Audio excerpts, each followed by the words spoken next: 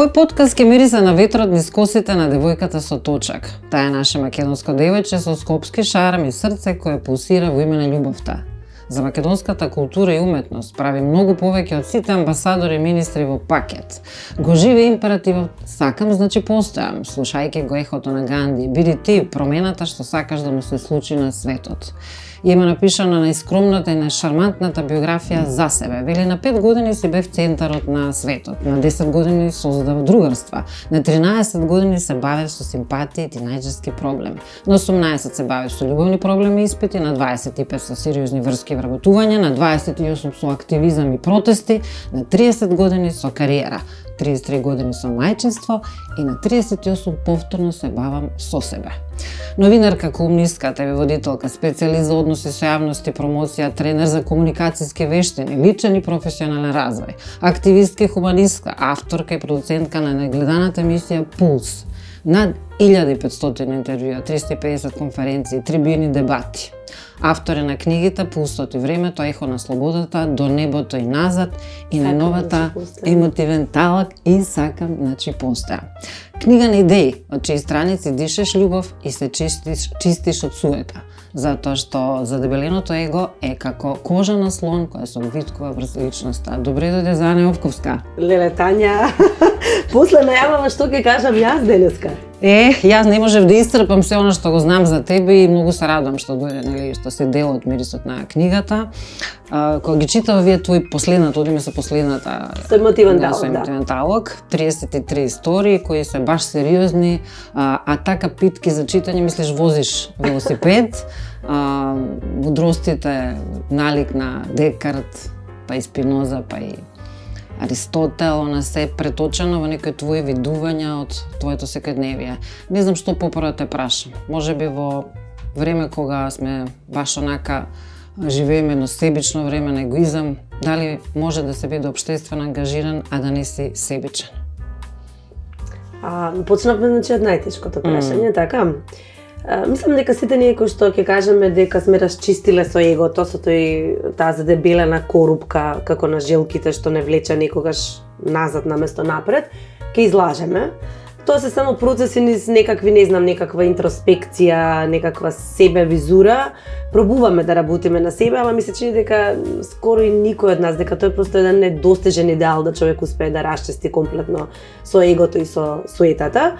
Јас се обидувам некако постојано да се преиспитувам себе си и Емотивен талок, мојата пета, чинам дека веќе поред книга во издание на издавачкиот центар 3, која што излезе пред некаде нешто повеќе од пола година. Па така беше промоцијата. Во април беше промоцијата на Емотивен талок, веќе извадивме втор тираж.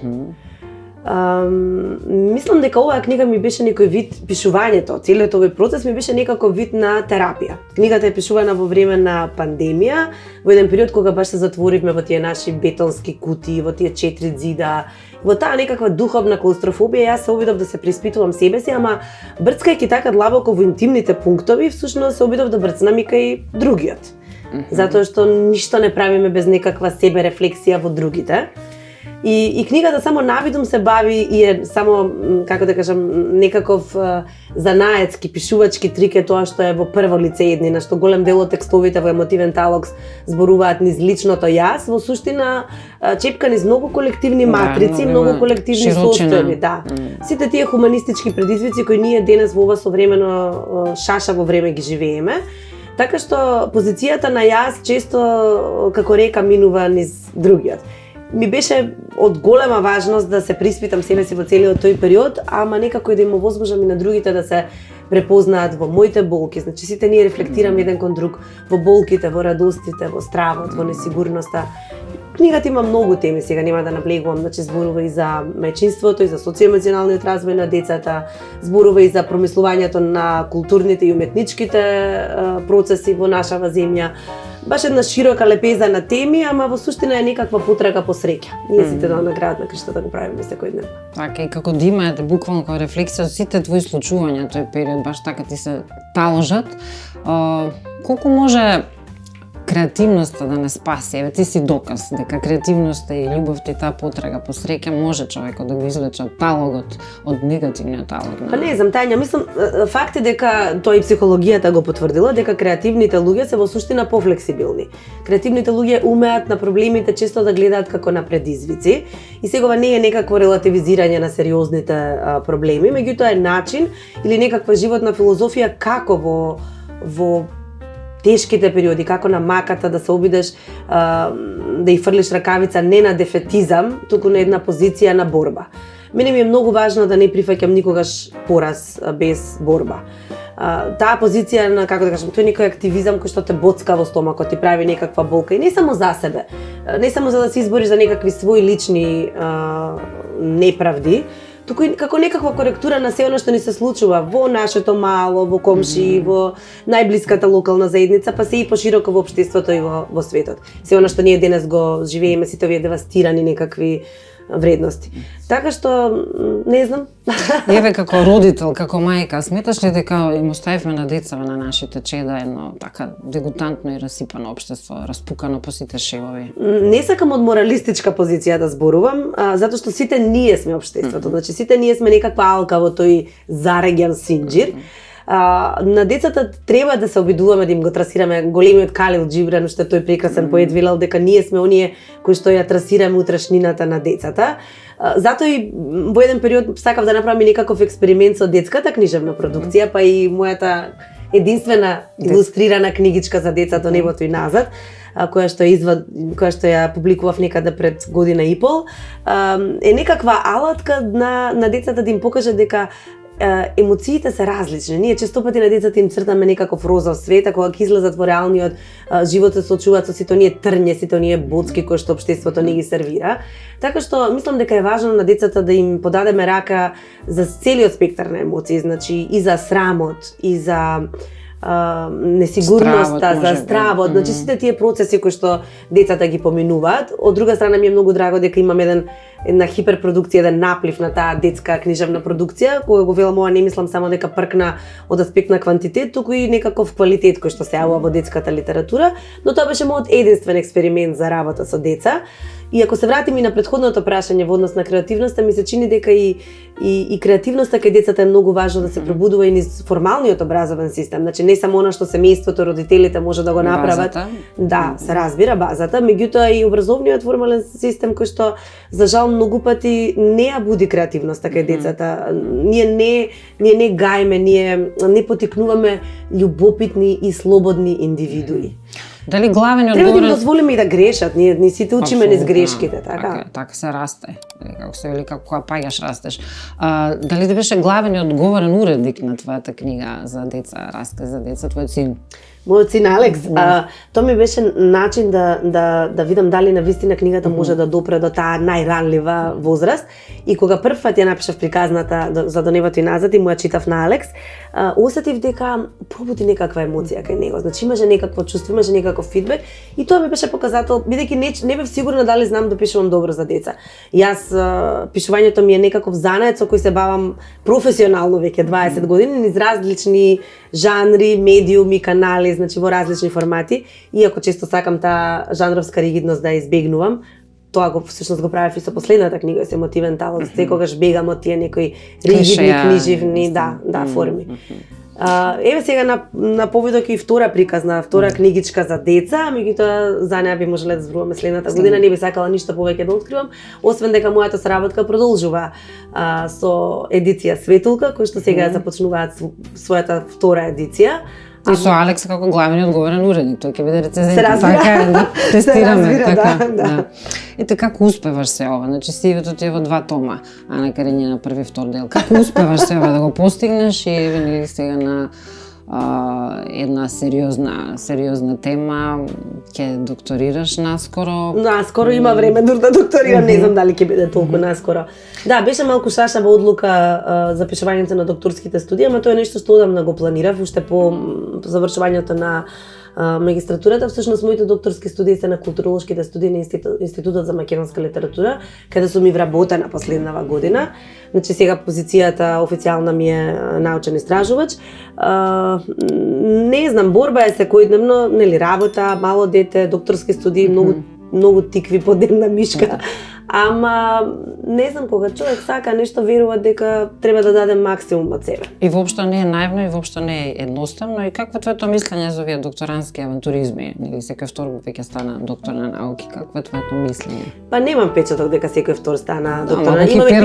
Имаме хиперпродукција на магистри, докторанти баш и не толку, а и би се чини дека она што го работи УКИМ, бидејќи мојата работна позиција на Универзитетот на УКИМ, докторските студии на државните универзитети и на приватните веројатно имаат сосема различна методологија на работа.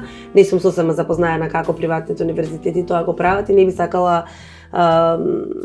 неосновано да критикувам, иако ми се чини дека може да зборуваме во нашето општество за дипломи кои се купуваат и магистерски и докторски кои што се завршуваат со, како се вика тоа, со книжки под чергиче. Луѓето кои што решиле да запишат докторски студии треба пред се да се големи мазохисти. Тоа е еден макотрепен пат и навистина да го сакаш тоа. Значи целиот тој истражувачки процес бара една сериозна посветеност. И да го поминеш пешки. Да го поминеш пешки и да одиш на прилично длабоко. Еве се вратиме пак на темата од твоето дело, ехото, нели, твоето ехо на слободата и твоето ехо на љубовта. Дали веруваш воопшто во генерално, сами рече дека среќата е многу важна и се што работиш во животот треба да е среќен момент, дали веруваш во таа апсолутна среќа? Дали си се уште оној Дон Кихот кој да се бори за правдата, како, нели, некој вечен оптимист, ентузијаст? Сакам да го, како да кажам, сакам постојано да го крчкам оптимизмот во себе. Тоа не значи, нели, тој оптимизам не значи дека човек ја губи таа критичка устрица, напротив, често ми е наоштрена и често сум критички настроена кон многу состојби кои што не се случуваат, па и кон себе и кон се она што општествено или политички, да речеме, не обременува. Апсолутно среќата не би сакала така да го поставам. Сакам да верувам дека и во секојдневните мали работи треба да наоѓаме задоволство, па и во деновите кога чувствуваме тага, анксиозност или страф, да само го сватиме тоа дека е дел од нашиот пат. И просто не можеме да одиме со глава во зид, верувајќи во некакви розови концепти дека човек може да е среќен само затоа што ќе мантра јас сум најдобра, јас сум најубава, јас сум најпозитивна. Такви некакви инстант просветлувачки рецепти никогаш не ми биле блиски. Значи да, оптимистички, ведар пристап кон животот, некаква акција, некаква борба, некаква проактивност би рекла. Всушност со зборот проактивност би можело да опишам она што мене ми е важно. Услов за среќа. Среќа да имаш време да читаш. Да, денес се среќа да пишуваш, дали имаш време да читаш? Јас сум привилегиран да мојата професија ми дозволува многу да читам. Тоа е и дел од моите работни ангажмани и сега како научен истражувач во Институтот за македонска литература под УКИМ, но и претходно и паралелно со сите мои фрилансерски проекти кои што сум ги работела. Значи, почнувајќи од ангажманите во телевизија, креацијата на една ТВ емисија која што постојано имаше различна тема, бараше од мене постојано да истражувам и читам во различни области. Па и пишувањето колумни, пишувањето критики, рецензии, а да не зборуваме за интервјуата. Просто е невозможно да влезеш во еден таков сериозен новинарски жанр како што е интервјуто, а да си неподготвен. Значи, ако секогаш кога сум имала можност да ги интервјуирам големите книжевници, големите писатели од кои сум знаела дека можам многу да научам, можам многу да купам просто, никогаш не сум си дозволила да не прочитам се што тие до тој момент имаат напишано. Темални одговорни, како и се каже, едно од можеби најбаналните прашања кој од тие писатели би ги извадила, би ги извлекла. Меѓутоа еве не морам од светската баштина, што те интригира во последно време? Кој наш писател или некој дел онака баш те чепнал? Може и од наши, може да се разбирам дека може да. Последно го читав интензивно Владимир Јанковски од нашите автори, бидејќи подготвував еден научен труд на една конференција на која што учествував, неговите романи, иако ми беа читани ги пречитував. Исто така и Калина Малевска и Румена Божаровска за една друга конференција која што беше врзана со новиот женски прозен бран. Читав доста и за Пинушлиски, бидејќи на Институтот за литература неодамна работевме конференција која што Да. беше посветена за Пинушлиски научен собир и за Марко Цеперков. Да. Така што од македонски контекст тоа, а во однос на некои истражувања кои што ги работам периодов, се навратив на Дубравка Уграши, читав и некои работи кои од неа ги немав читано досега и Славенка Дракулич. Така што ова ми е моменталната, да речеме, книжевна преокупација. Еве, јас сега Итро од тебе извлеков кого да го викам во наредниот период, кои гости да ги викнам во подкастот на книга. Така, добро. Секогаш е убаво кога човек се инспирира од некој друг, да. Така. Добро, еве, драго ни беше што буквално беше гостинка. Те начекавме после толку време да бидеш дел од мирисот на книгата. Ти сама по себе ја шириш таа ареа на книги, пишуваш и читаш и се надам дека ќе гостуваш повторно со твојот нов приказни, предизвик од детскиот свет. Детскиот свет го спомнав, во меѓувреме подготвувам уште една научна студија, значи книга која што треба да излезе до крајот на следната година, односно до крајот на 2023 година и ќе биде прилично слична на мојата прва книга која што објавив пред скоро 8 години, Пулсот и времето, бидејќи повторно ќе го има форматот на разговори, диалог, уметноста на диалогот како некаква интересна форма. Така што не би откривала повеќе, нели времето со тек на време ќе ги објавиме сите информации, да. Ти благодарам уште еднаш. Ти благодарам, Таја. А вие почитувани гледачи и слушатели на подкастот Мирисот на книгата, таложете ги вашите емоции низ призма на литературните дела.